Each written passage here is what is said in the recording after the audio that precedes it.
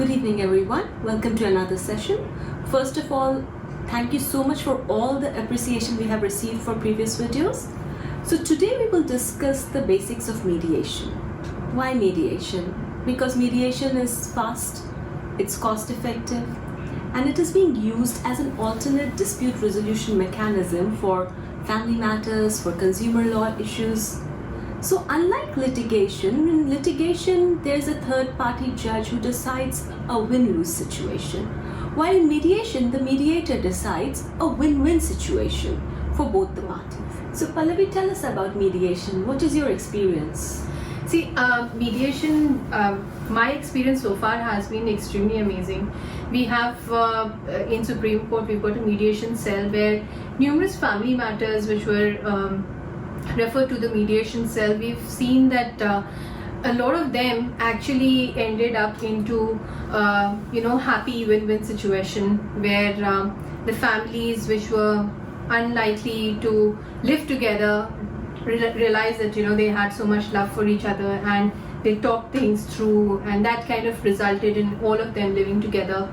We've seen that in not just family matters, but also these days there is a new trend that has come of pre-litigation mediation, which is where before commencing a litigation, parties would try and solve their dispute through mediation. So when you say before commencing a litigation, you mean before people file a suit and put money in it, or before? Typically, yes, that is true. As a matter of fact, we see that a lot of family matters, specifically matrimonial disputes, many a times people do not want to file for a divorce immediately, but go for a mediation and try and sort it out.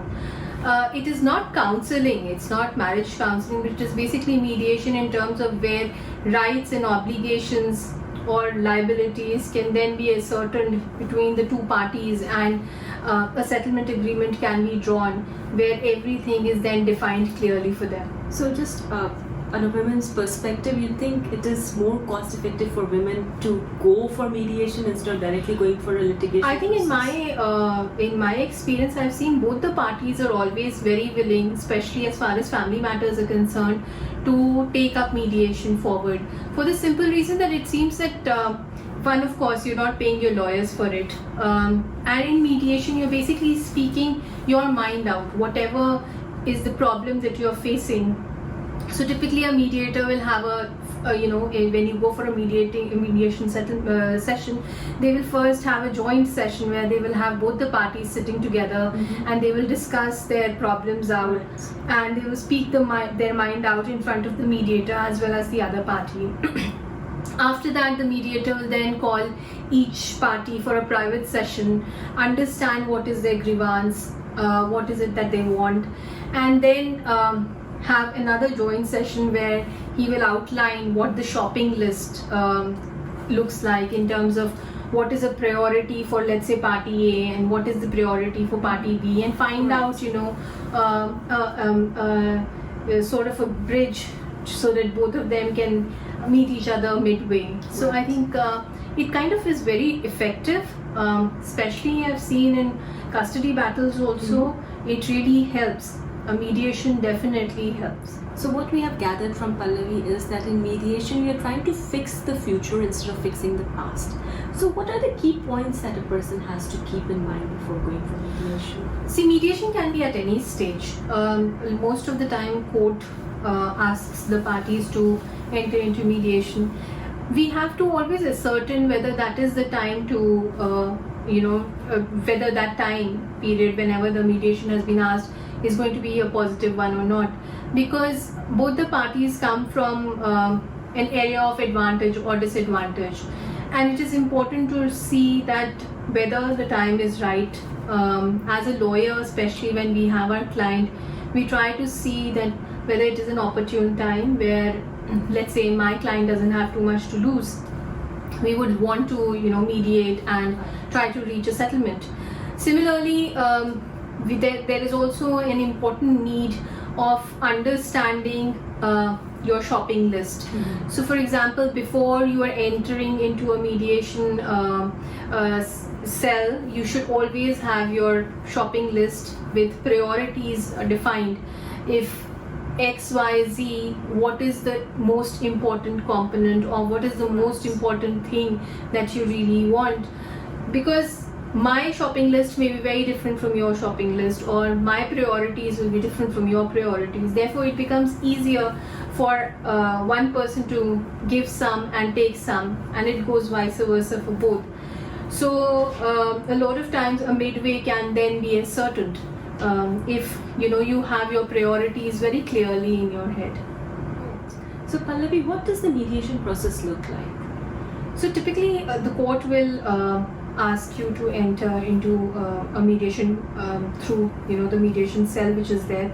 A mediator will be appointed, and it is the duty of the lawyer to give a pre-mediation summary, which typically does not really happen so much in India, but it is always a good idea for a lawyer to actually have a pre-mediation summary with them. It is also important for the client to know what is of priority and what is not so much of a priority. Also to do a reality check, because if you don't have a reality check, if you don't have things in your head exactly what it is which is completely non-negotiable and what it is that you can actually negotiate at, Right. it kind of gives you that understanding.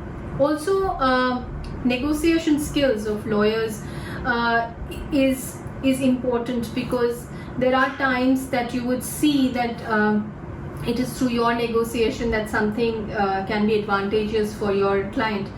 However, I think the most important duty of a lawyer is to ensure that if there is a mediation that has been referred to, and you can make sure that the parties can arrive at a settlement, then it is best that they should not find ways of getting the parties back into litigation, but actually try and settle it out for the parties, because it is beneficial for them. It saves the court's time. Mhm. It ensures that both the parties have something at the end of the day. Right. And it doesn't ruin relationships, so to say. So once the mediation is done, you have your the first joint sessions, and then private sessions, and then again final joint session. Once there is a fruitful mediation that happens and parties, the rights and liabilities have been decided, then a settlement agreement is drawn, and typically the case gets disposed of in terms of the settlement agreement which is there. Right. But if mediation fails, then one of course goes back to the litigation and to before the honorable judge.